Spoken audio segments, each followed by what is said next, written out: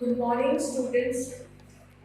Today we are doing your second chapter from the subject maths, and this is for the both medium of class 8. और आपके इस chapter का नाम है real numbers या फिर वास्तविक संख्याएं।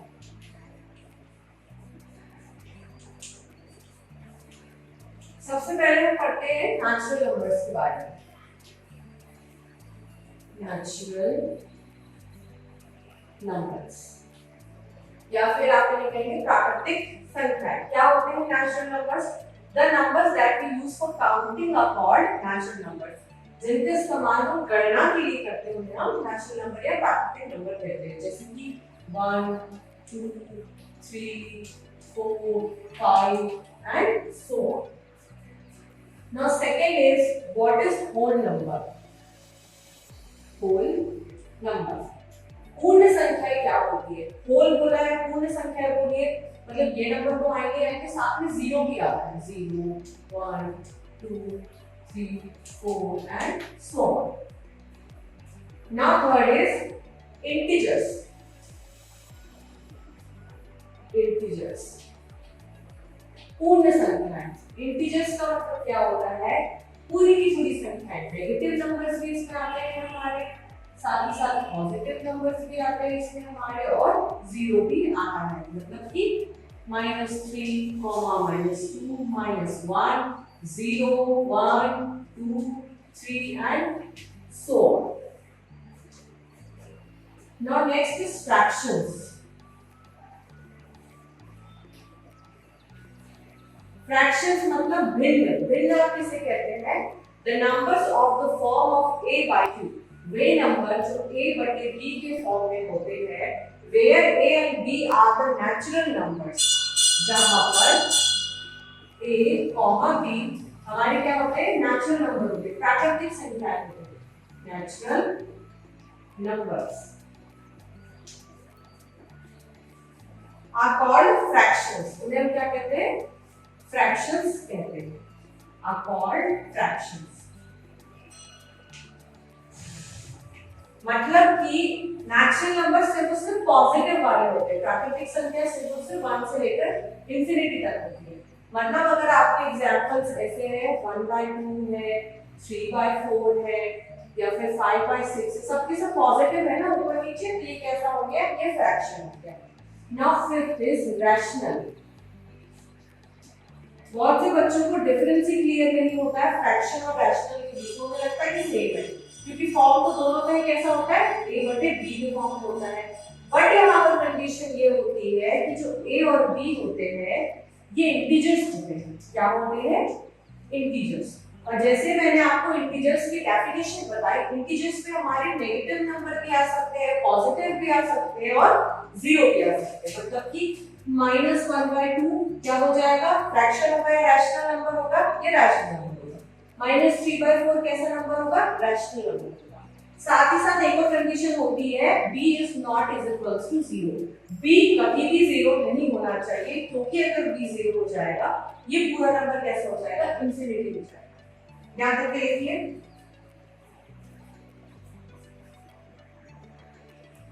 Now another point we have properties of rational number.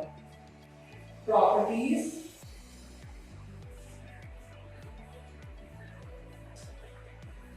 of rational number। एक बहुत इंपॉर्टेंट प्रॉपर्टी होती है रैशनल नंबर की। क्या होती है वो? सभी लिखेंगे, if the denominator of a rational number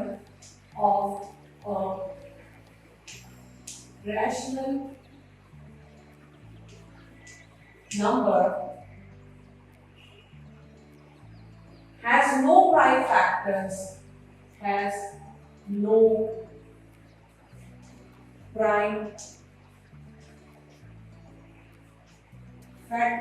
other than 2 or 5, other than 2 or 5, then and only then and only then and only it is expressible as a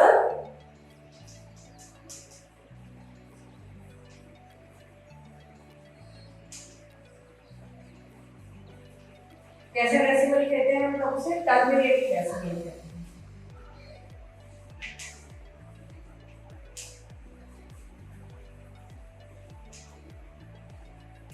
क्या कहती है प्रॉपर्टी हमारी, इफ द डिनोमिनेटर किसी rational number का, किसी भिन्न संख्या का यदि हर ये प्राइम फैक्टर्स उसके जो गुणनखंड होते हैं, उसके मानक गुणनखंड होते हैं, अगर वो 2 और 5 के अलावा कोई और नहीं है तो ऐसे रैशनल नंबर को हम क्या कहते हैं, टर्मिनेटिंग डेसिमल कहते हैं। टर्मिनेटिंग डेसिमल का मतलब क्या होता है, टर्मिनेट मतलब खत्म हो जाना, एक पॉइंट के बाद वो खत्म हो जाता है। ओके,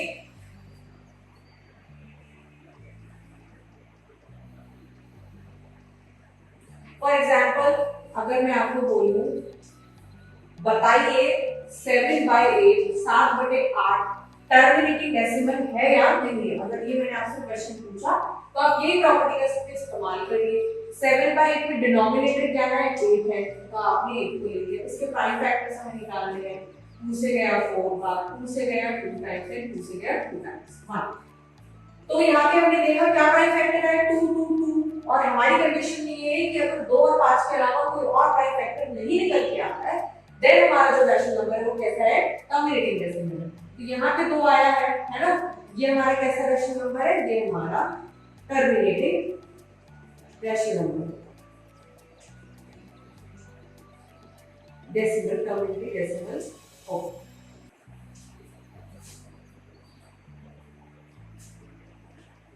now another thing, क्या सीखना है next, representation of a terminating decimal as a rational number, representation of a terminating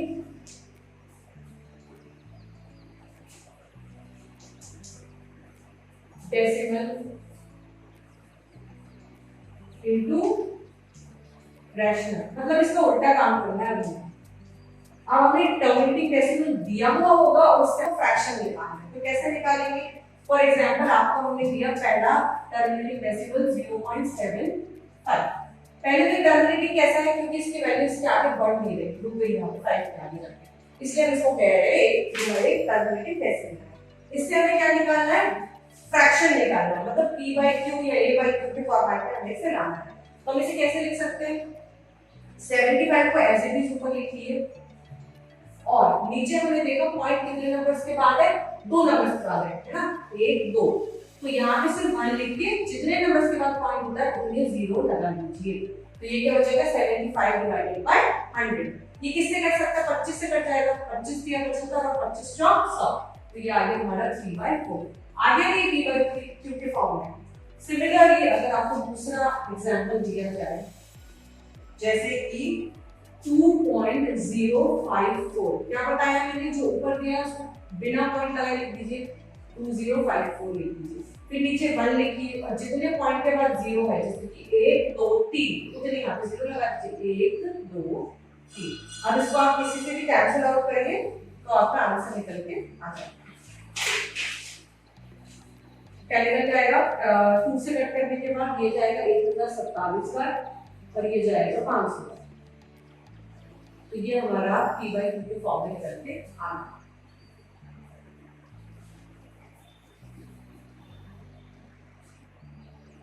Now your next point is recurring or repeating decimal। क्या है recurring, recurring क्या होता है, बार बार आने वाला, और जिसे हम कह सकते हैं रिपीटिंग भी कह सकते हैं, रिपीटिंग डेसिमल।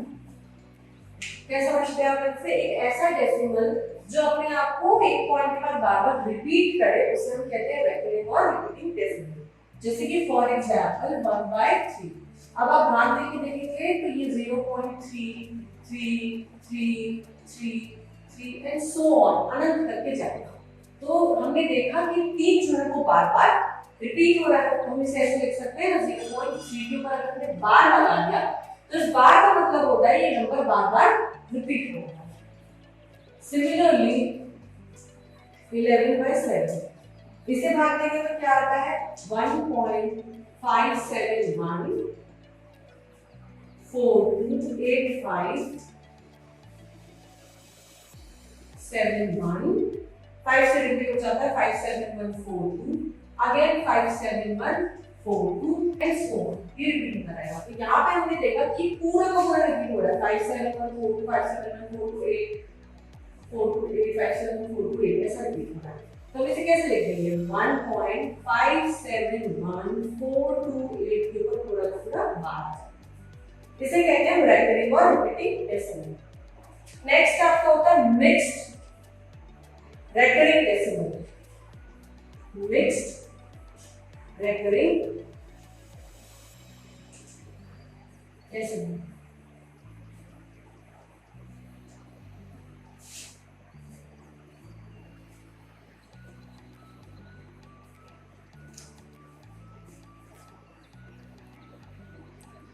पहले जो है रेकरिंग और रिपीटिंग डेसिमल उसे हिंदी में क्या कहते हैं शुद्ध आवर्ती दशमलव, और नेक्स्ट हम क्या पढ़ रहे हैं मिक्स्ड रेकरिंग डेसिमल जिसे हम कहते हैं क्या कहते हैं इसे हम मिश्रित आवर्ती दशमलव। क्या होता है ये एक दशमलव जिसमें दशमलव बिंदु के बाद कम से कम एक आंकड़ा दोहराया नहीं जाता हो और फिर एक आंकड़ा या आंकड़ों का एक सेट दोहराया जाता हो तो उसे मिश्रित आवर्ती दशमलव के रूप में जाना जाता है। जैसे कि फॉर एग्जांपल 0.16 बार, जैसे कि फॉर एग्जांपल 0.16 बार। अब हमने देखा कि दशमलव के बाद एक नंबर को हमने नहीं दोहराया, 1 तो रिपीट नहीं हो रहा बस 6 जो है वो बार-बार रिपीट हो रहा है। तो इसे क्या कहते हैं मिक्स्ड रेकरिंग डेसिमल या फिर मिश्रित आवर्ती दशमलव।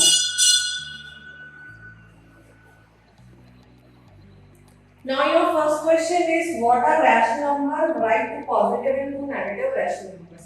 परिमेय संख्या क्या होती है? दो धनात्मक तथा दो ऋणात्मक परिमेय संख्या लिखिए।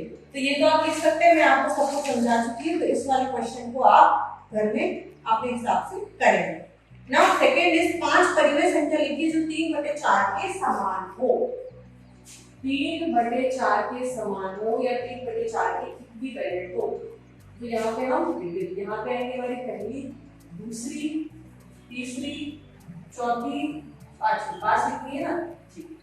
तो क्या करना होता है अगर हम 3 का टेबल 2 टाइम्स पढ़ रहे हैं, अगर हम अंश में 2 बार 3 का टेबल पढ़ रहे हैं तो हर में भी 2 बार ही पढ़ना पड़ता है। ये मैथ्स का रूल होता है कि जिस संख्या का हम ऊपर गुणा करेंगे उसी का हम नीचे भी गुणा करेंगे। तो ये 3/4 है, अगर हम 2 का मल्टीप्लाई ऊपर नीचे करें तो क्या आएगा हमारे पास 6/8।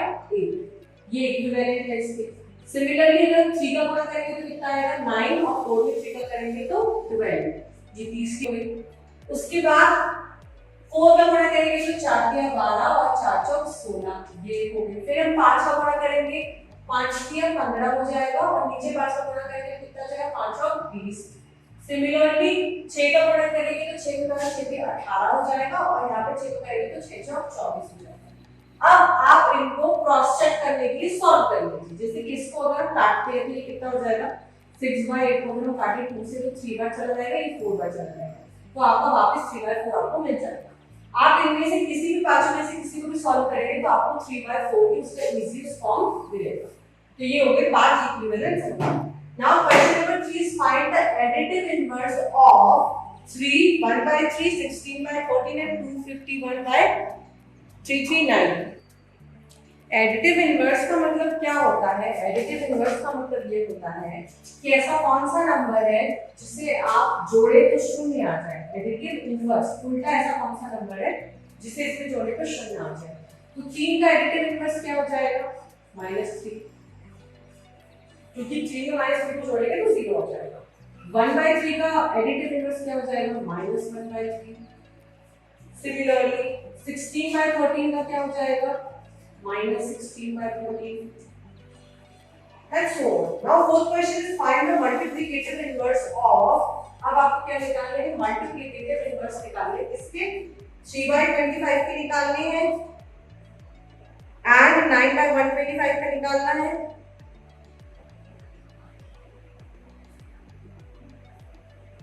तो क्या हो जाएगा, मल्टीप्लिकेटिव इनवर्स का मतलब होता है उल्टा करके लिखना। क्या करके लिखना, उल्टा करके लिखना। जैसे कि पहला हमें दिया गया है 3/5, तो इसका क्या हो जाएगा, उल्टा करके लिखेंगे तो 5/3। दूसरा हमें दिया गया है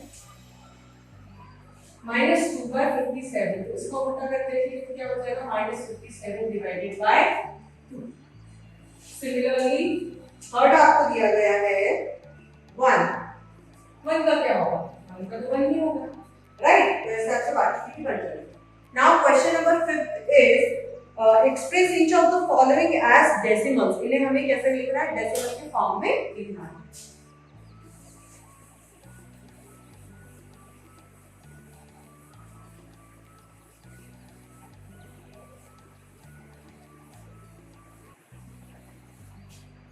जैसे कि पहला क्वेश्चन है 3/25, मतलब 25 में किसका भाग देना है, हमें 3 का भाग लेकर के हमें लिखना है। तो कैसे देंगे भाग, सिंपल जैसे भाग देते हैं वैसे भाग दे दीजिए।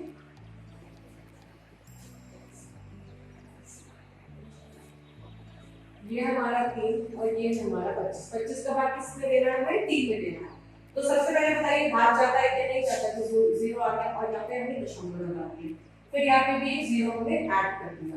अब जाएगा, हाँ एक बार चला जाएगा, 25 एक 25, बचे कितने 5, देखो 0 आएगा, 25 दूनी 50, 0 0।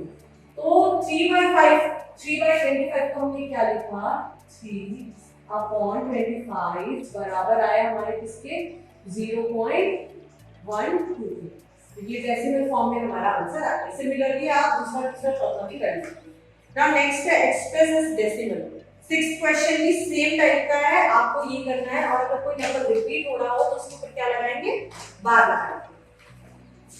Now next is question number 7। क्या कह रहा है question number 7, without actual division find which of the following numbers have a terminating decimal representation.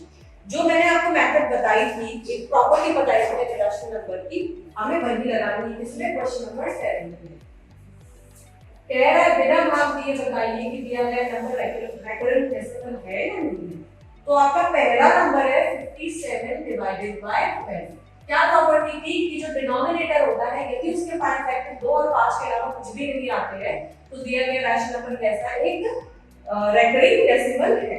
तो हम डिनोमिनेटर क्या है यहाँ पर 12, उसके प्राइम फैक्टर निकाल लेंगे। सबसे पहले 2 अगेन 2 3 टाइम्स चला गया, ये 1 टाइम्स चला गया। तो हमने देखा कि 12 के प्राइम फैक्टर बिकॉज़ हमने देखा because we see that 12 has other 12 के 2 और 5 के अलावा भी have other prime factors then 2 and 5। 2 और 5 के अलावा भी इसके प्राइम फैक्टर क्या थे, 3 आ गए। Hence इसलिए जो दिया गया रैशनल नंबर है hence 57 divided by 12 is not a recurring decimal। तो ये recurring decimal नहीं होगा। सेकंड वाला थर्ड वाला जितने भी लिए इसमें आपसे बन जाएंगे, आप इसको ऐसा होमवर्क करेंगे। Now your next question is question number 8। Question number 8 में क्या कह रहा है, एक्सप्रेस करना है हमें एज अ रैशनल नंबर। किसमें दिया है, डेसिमल में दिया है। मैं आपको पहले ही पढ़ा चुकी हूँ कि डेसिमल से रैशनल में कैसे कन्वर्ट करते हैं। जो ऊपर दिया है उसको सिंपली लिख दीजिए 5 to 8, नीचे मान लीजिए और जितने पॉइंट के बाद जितने नंबर्स के बाद हमारा पॉइंट लगा उतने जीरो लगा दीजिए। यहाँ पे कितने के बाद लगा 1 2 3 तो ये हो गया 1 2 एंड 3 और इसे अब सॉल्व कीजिए किससे जाएगा 2 से चला जाएगा 2 2 4 2 6 8 2 6 8 ये 2 से कितने बार चला जाएगा 500 बार चला जाएगा क्या ये अगेन 2 से डिविजिबल है तो तुम 2 2 6 2 2 4 ये कितने बार जाएगा 2 2 4 ये जाएगा हमारा 250 क्या ये अगेन 2 से डिविजिबल है यस है 6 से बार चला जाएगा ये कितने बार जाएगा 125 बार तो ये इसको हम कैसा लिख सकते हैं 66 डिवाइडेड बाय 125 ये आ गया हमारे p/q के फॉर्म आपसे सेकंड थर्ड फोर्थ भी बन जाएगी इजीली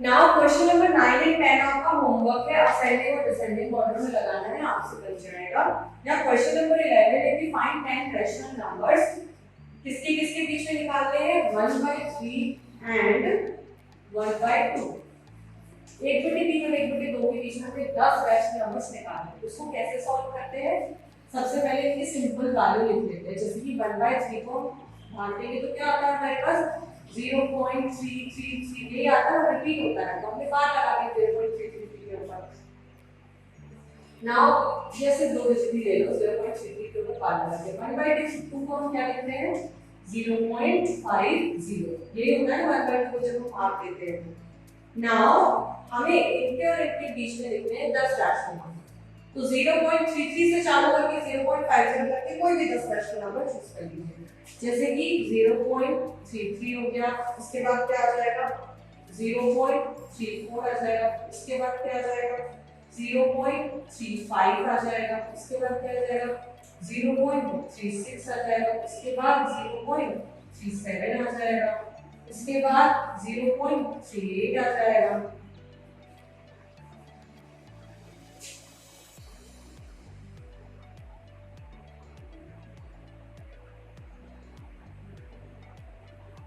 इसके 0.38 को स्किप कर दो कोई भी 10 लिख सकते हैं हम तो हम स्विच कर जाते हैं 0.38 के बाद 0.39 आ जाएगा एंड देन 0.4 आ जाएगा 0.40 आ जाएगा कितने हो गए 1 2 3 4 5 6 7 और बचे फिर क्या आएगा 0.41 आ जाएगा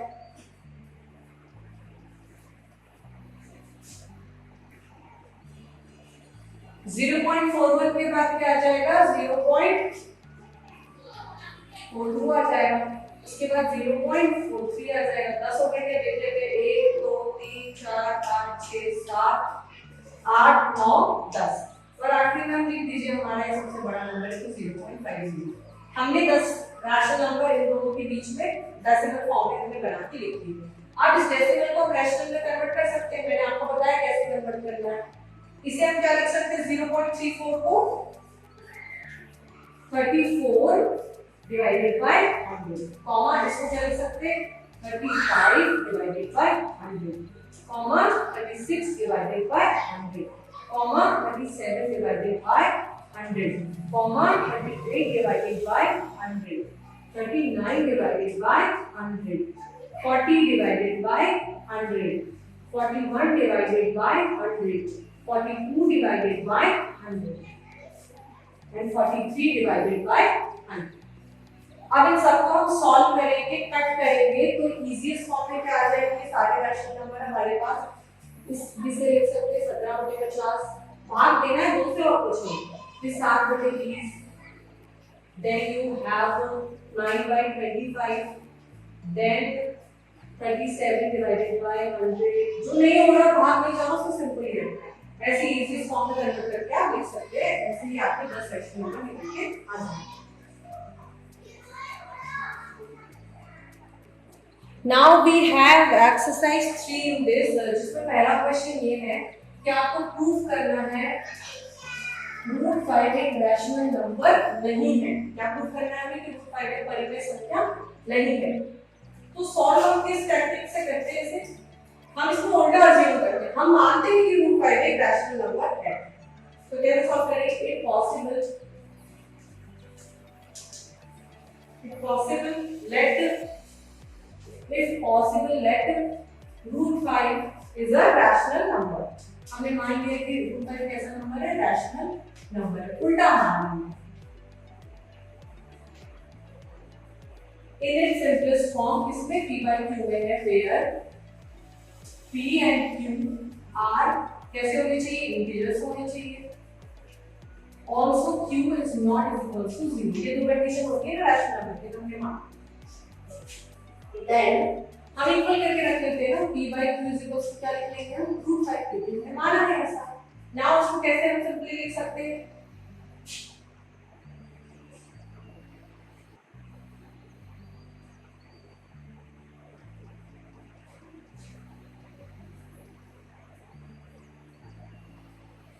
हम स्क्वायर कर देंगे दोनों साइड। क्या कर देंगे, स्क्वायर कर देंगे। तो ये हो जाएगा p² डिवाइडेड बाय q² और ये हो जाएगा सिर्फ और सिर्फ 5। नाउ p² को क्या लिखेंगे, p² बराबर हो गया हमारे 5q²। इसको ट्रांसफर कर देंगे तो गुणा हो जाएगा। p² बराबर हो गया हमारे 5q², जहां पर p² क्या है, इस इवन एक सम संख्या होगी। p² क्या होगी, एक सम संख्या होगी। किसी भी संख्या का वर्ग करते हैं तो वो सम ही आती है। जैसे 2 का वर्ग करेंगे तो 4 आएगी, 3 का वर्ग करेंगे तो इस पर सब even number are even. p अगर p² को हम इवन मान रहे हैं तो p भी कैसा होगा, p is also even. p भी हमारा कैसा होगा, सम संख्या होगी। लिख देंगे हम only squares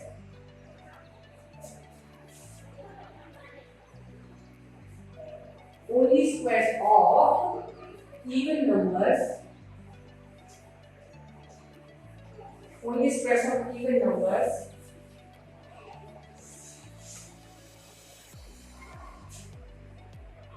are even। even number के स्क्वायर भी कैसे होते हैं, इवन होते हैं।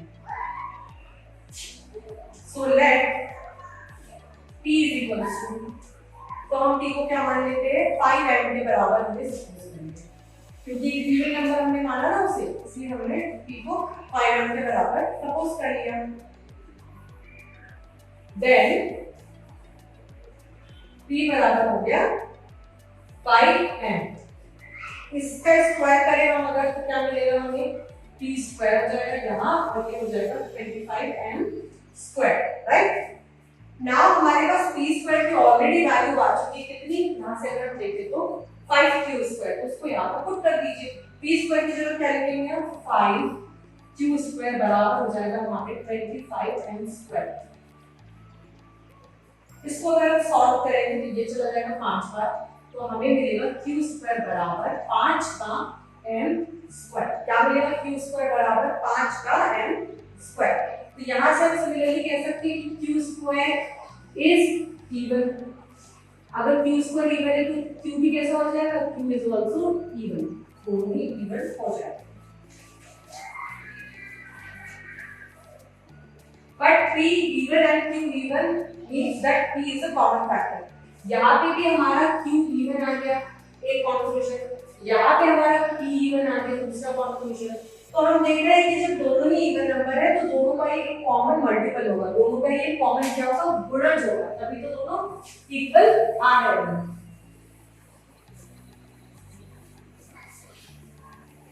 इसलिए हम क्या कर सकते हैं,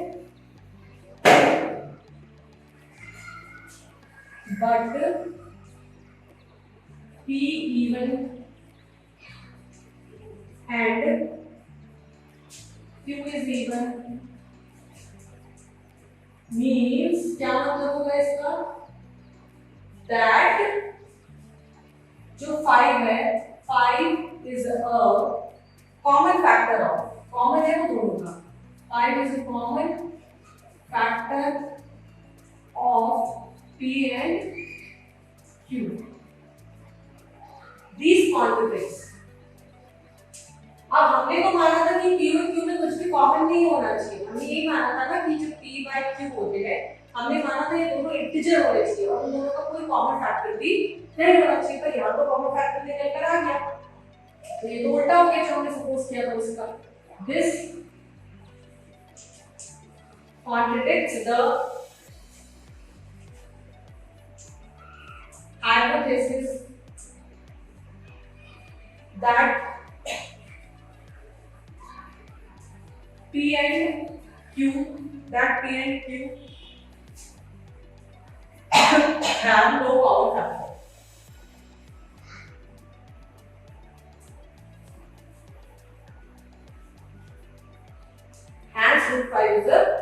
Hence root 5 is not a rational number. इसलिए जो हमने सपोज किया था एकदम बिगिनिंग में वो गलत साबित हुआ. It's not a rational number.